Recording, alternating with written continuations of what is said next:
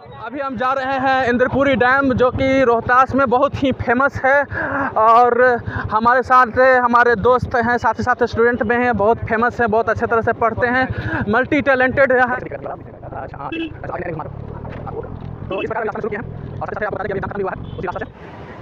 तो अब हम पहुंच गए हैं इंद्रपुरी डैम, जो कि भारत देश के बिहार राज्य में रोहतास ज़िले में स्थित है। ये बहुत ही विशाल और बहुत ही बड़ा है। आपको बता दें, यह दुनिया के सबसे चौथा लंबा बराज बोलते हैं, दुनिया का सबसे चौथा लंबा फाटक पाया जाता है, अर्थात वर्ल्ड का सबसे चौथा लंबा बराज फाटक दुनिया का यही पाया जाता है। तो आइए हम कुछ इसके बारे में विशेषता बताते हैं। तो आपको बता दें, यह इंद्रपुरी डैम सोन नदी में स्थित है। और इसकी खास विशेषता ये हैं कि ये लगभग 1407 मीटर में लंबी पाई जाती है। फिर से सुनिएगा, 1407 मीटर लंबी पाई जाती है, अर्थात काफ़ी लंबी ये ब्रिज पाई जाती है। इसको कुछ और विशेषता आपको दिखाने के लिए कोशिश करेंगे, किस प्रकार इसके कई नहरें खुले हुए हैं। यहाँ आप देखिए, यहाँ देख सकते हैं, यहाँ आप देखिए, इस प्रकार एक नहर खुली गई है। इस प्रकार हजारों नहर इस नदी के ऊपर से खोला गया है। हजारों, इस सोन नदी के आसपास से हजारों नहरें खोली गई है। और इन नहरों में देखिए काफ़ी सारा पानी है, इस नहरों में काफ़ी सारा पानी है। और ये पानी खेती की सिंचाई के लिए, आपको बता दें, खेती के सिंचाई के लिए बहुत ही लाखों एकड़ में ये सिंचाई के लिए बहुत ही काफ़ी उपयोगी होती है। और आपको बता दें, सोन नदी में यह बना हुआ है, ये ब्रिज सोन नदी को बगल ऊपर बना हुआ है। आपको बता दें, सोन नदी मध्य प्रदेश से निकला हुआ है, अमरकांटक पहाड़ी से होते हुए निकला है सोन नदी, और उत्तर प्रदेश, झारखंड, बिहार से होते हुए ये गंगा में मिलती है। आइए हम कुछ तस्वीरें इसके बारे में दिखाते हैं। किस प्रकार ये फाटक को देखिए, यहाँ किस प्रकार नीचे के फाटक को देखिए, यहाँ पानी रोका जाता है। ये फाटक इसलिए पाया जाता है ताकि पानी को क्या रोक सकते हैं, साथ ही साथ पानी को जब खोलना है तो खोल सकते हैं। आइए और इसके बारे में हम आगे बताते हैं। तो यहाँ पर देख सकते हैं काफ़ी मात्रा में पानी पाई जाती है, और कई मछली पानी में उछलते हुए नज़र आते हैं। अगर ध्यान से देखिएगा तो कई प्रकार की मछलियाँ और कई प्रकार की यहाँ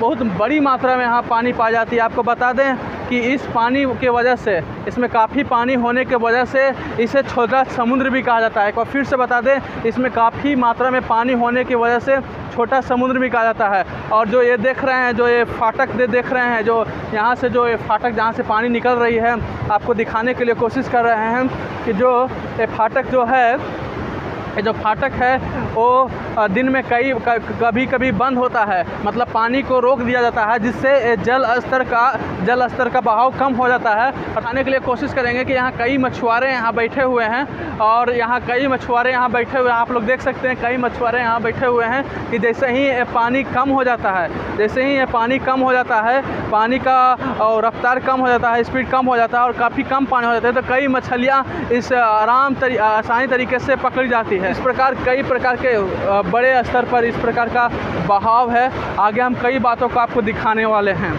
तो सोन बराज की कुछ विशेषताएं यहाँ लिखी गई है, जैसा कि आप पढ़ सकते हैं। यहाँ लंबाई कितनी है, यहाँ देख सकते हैं 4613। इसका जलाशय का स्तर कितना है, उसका उच्चतम बाढ़ स्तर कितना है, अधिकतम जल निष्कासन कितना है, और जल निर्गम फाटकों की संख्या 60 है। आपको बता दें, इसके लंबे ब्रिज में इसमें 60 फाटक पाए जाते हैं। जल निष्कासन फाटकों की संख्या, जिसमें से जल निकासन किया जाता है, उसमें 9 है, और जल निकासन फाटकों को किया गया है, और जल निर्गम काश का स्तर इतना है। इस प्रकार कई डिटेल्स यहाँ लिखे गए हैं। आपको हम लास्ट में थोड़ा एक बार और सीन आपको दिखाने के लिए कोशिश कर रहे हैं, जल्दी से जल्दी यहाँ एक बार देख लीजिए। हमें बताते हैं, ये बहुत ही यहाँ रोहतास जिले के एक पर्यटक स्थल बन गया है। लगभग कई लोग यहाँ घूमने आते हैं। देख रहे हैं कई छात्रों यहाँ से हैं। और आपको बता दें, ना केवल छात्र, ना केवल बूढ़ा बूढ़ी से लेकर जवान लोग, आपको बता दें यहाँ फिल्म, भोजपुरी फिल्म के कई स्टार यहाँ आकर शूटिंग करते हैं, और कई गाने इस इंद्रपुरी डैम से क्या बोलते हैं शूटिंग किया गया है। आपको हम कुछ भाइयों से बात कर आपको बता दें। भाई साहब, आपका क्या नाम है? प्रखर मेघावी। क्या नाम है? सॉरी, प्रखर मेघावी। थोड़ा मास्क हटा लीजिए ताकि लोगों को दिखेगा। तो आपको बता, तो यहाँ आप किस प्रकार आना होना, कहाँ से आए हैं सर? ऐसे करंटली हम डेहरी के ही रहने वाले हैं, चारबंगला। अच्छा। तो अभी सिटी इंस्टीट्यूट ऑफ टेक्नोलॉजी से डिप्लोमा कर रहे हैं, मेरा सेकंड ईयर है। अच्छा, आपको बता दें ये एक जूनियर इंजीनियर की पढ़ाई कर रहे हैं और एक काफ़ी अच्छे स्टूडेंट हैं। आप जैसा हम बता दें सिटीयोग से पढ़ाई कर रहे हैं, तो आप क्या बताना चाहते हैं इस डैम के बारे में? तो बेसिकली मुझे इतना वक्त नहीं हुआ यहाँ रहते हुए, सो मतलब जितना जानता हूँ उतना बारे में बता रहा हूँ कि ये डैम सब यहाँ रोहतास का सबसे बड़ा डैम है और इससे बहुत सारे जो नहर वगैरह सब जुड़े हुए हैं। जो जितना भी कंटेमिनेटेड वाटर सब वगैरह है इसी में आकर सभी एकदम कंटेमिनेट होता है और यही सप्लाई होता है, क्योंकि यहाँ पर एक हाइड्रो पावर प्लांट भी पहले हुआ करता था। सो ये मेन सोर्स हुआ करता था पहले, ये मतलब जो डैम था वहाँ यहीं से वाटर सप्लाई होता था। सो इसके बाद आपको अगर मिलेगा तो एक आगे और डैम है, वो भी ऐसे इसके बाद ही मतलब वो चर्चित है। ठीक है, मुझे उसका नाम नहीं पता, मैंने भी कभी उससे घुमा नहीं है।